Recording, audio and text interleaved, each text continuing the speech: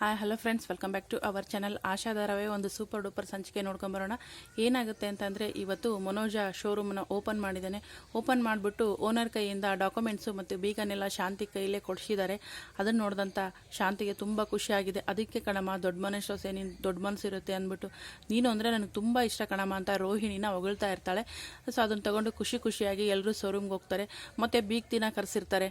ಶ್ರುತಿ ಅವ್ರ ಅಮ್ಮನ ಕೂಡ ಕರೆಸಿರ್ತಾರೆ. ಆದರೆ ಇಲ್ಲಿ ಮೀನಾ ಅಮ್ಮನ ಕರೆಸೋದಿಲ್ಲ. ಯಾಕೆ ಅಂತ ಮುಂದೆ ಹೇಳ್ತಾ ಹೋಗ್ತೀನಿ. ಸೊ ಎಲ್ಲರೂ ತುಂಬ ಖುಷಿಯಿಂದ ವಸ್ತುಗಳನ್ನು ನೋಡ್ತಾ ಇರ್ತಾರೆ. ನೋಡ್ತಿರ್ಬೇಕಾದ್ರೆ ಅಯ್ಯೋ ನನ್ನ ಮಗ ಈ ದೊಡ್ಡ ಶೋರೂಮ್ಗೆ ಓನರ್ ಆಗ್ಬಿಟ್ಟ ಅಂತ ತುಂಬ ಬೇಗ್ತಾ ಇರ್ತಾರೆ. ಎಲ್ಲರೂ ಕಂಗ್ರ್ಯಾಚುಲೇಷನ್ಸ್ ಹೇಳ್ತಾರೆ. ಸೊ ಶೋರೂಮ್ ಅಂತೂ ಓಪನ್ ಮಾಡಿದ್ರು. ಆದರೆ ಇಲ್ಲಿ ಮೀನಾ ಏನು ಮಾಡ್ತಾಳೆ, ಸಾಮಾನು ನೋಡ್ತಾ ರೀ ಮಿಕ್ಸಿ ತೊಗೊಳ್ಳೋಣ ಅಂತ ಮಿಕ್ಸಿ ನೋಡ್ತಾ ಹೋಗ್ತಾಳೆ.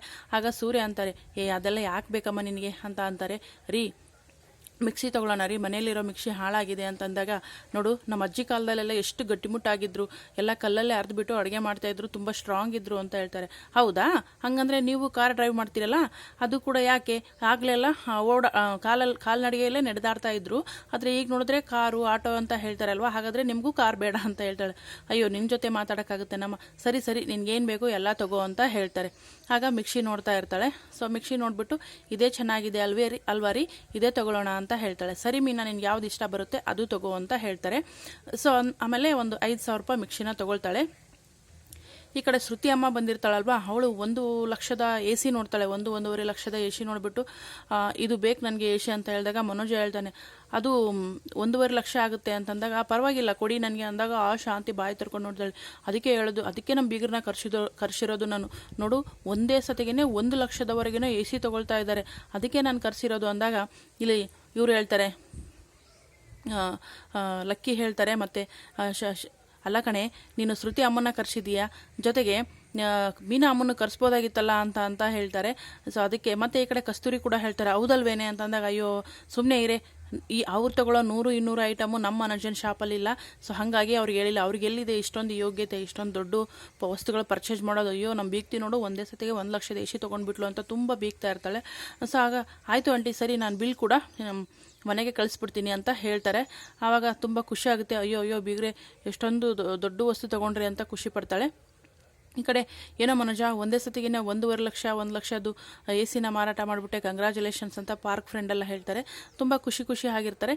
ಈ ಕಡೆ ಮೀನಾ ಕೂಡ ಏನು ಮಾಡ್ತಾಳೆ, ಮಿಕ್ಸಿ ತೊಗೊಂಡು ಬರ್ತಾಳೆ. ನೀ ಎಲ್ಲೇ ಹೋಗ್ತಾ ಇದೆಯೇ ಅಂತಂದಾಗ, ಅದು ಅತ್ತೆ ಮಿಕ್ಸಿ ತೊಗೊಂಡೆ ನೋಡಿ ಅಂತ ಹೇಳ್ತಾಳೆ. ಓ ಮಿಕ್ಸಿನ ಏನು ಪುಕ್ಷಟೆ ಬಿಟ್ಟು ತೊಗೊಂಡು ಹೋಗ್ಬೇಕು ಅಂತ ಅಂದ್ಕೊಂಡಿದೀಯಾ ಅಂತ ಅಂದಾಗ, ಇಲ್ಲ ಅತ್ತೆ ಮನೇಲಿ ಮಿಕ್ಸಿ ಹಾಳಾಗಿದೆ ಅಲ್ವಾ ಅದಕ್ಕೆ ತೊಗೊಂಡೆ, ಮತ್ತು ಹಂಗಂದ್ಬಿಟ್ಟು ಏನು ಬಿಟ್ಟಿಗೆ ತೊಗೊಂಡು ಹೋಗೋಕ್ಕಾಗುತ್ತಾ ಅಂದಾಗ, ಇಲ್ಲ ಅತ್ತೆ ನಾನು ದುಡ್ಡು ಕೊಟ್ಟೆ ತೊಗೊಳ್ತೀನಿ ಅಂದಾಗ, ಎಷ್ಟಿದು ಬೆಲೆ, 5,000ನಾ, ಅಯ್ಯೋ ಇದಕ್ಕಿಂತ ಜಾಸ್ತಿ ಸಿಗಲಿಲ್ವ ನಿನಗೆ ಅಂತ ಅವಮಾನ ಮಾಡ್ತಾರೆ. ಆಗ ಸ್ವಲ್ಪ ಬೇಜಾರಾಗುತ್ತೆ ಮೀನನಿಗೆ. ಸೊ ಲಕ್ಕಿ ಅಂತಾಳೆ, ಯಾವ ವಸ್ತು ಅಂದರೆ ಏನೇ, ಇವಳೇ ಮನೆಗೆ ತಕ್ಕಂಥ ಸೊಸೆ, ಮನೆಗೆ ಏನು ಬೇಕೋ ಅದನ್ನು ತೊಗೊಂಡಿದ್ದಾಳೆ ಅಂದಾಗ, ಬಿಡು ಲಕ್ಕಿ, ಅವ್ರದ್ದು ಗೊತ್ತಿರೋದ ತಾನೆ, ಯಾಕಂದರೆ ಅವರಿಗೆ ಮನುಷ್ಯರಿಗೆ ಮನುಷ್ಯತ್ವಕ್ಕಿಂತ ದುಡ್ಡಿನ ಮೇಲೆ ಜಾಸ್ತಿ ವ್ಯಾಮೋಹ, ದುಡ್ಡಿಗೆ ಬೆಲೆ ಕೊಡೋದು ಅಂತ ಸೂರ್ಯ ಅಂತಾರೆ. ಸೊ ಮೀನಾಗೆ ಬೇಜಾರಾಗುತ್ತೆ ಅವ್ರ ಅತ್ತೆ ಹೇಳಿದ್ದು ಕೇಳ್ಬಿಟ್ಟು. ಸೊ ಮೀನಾ ಇದಕ್ಕೆಲ್ಲ ನೀನು ತಲೆ ಕೆಡಿಸ್ಕೋಬೇಡ, ನಿನಗೆ ಗೊತ್ತಿರೋದೆ ತಾನೇ ಅಂದ್ಬಿಟ್ಟು ಹೇಳ್ತಾರೆ. ಬಿಲ್ ಮಾಡಿಸೋಕೆ ಅಂತ ಹೋಗ್ತಾರೆ. ಹೋದಾಗ ಏನು ಬಿಟಿ ಮಾಡಿಸ್ತೀಯಾ, ಹೇಗೆ ದುಡ್ಡು ಕೊಟ್ಬಿಟ್ಟು ತೊಗೊಂಡೋಗು ಅಂತ ಮತ್ತೆ ಅಂತಾರೆ.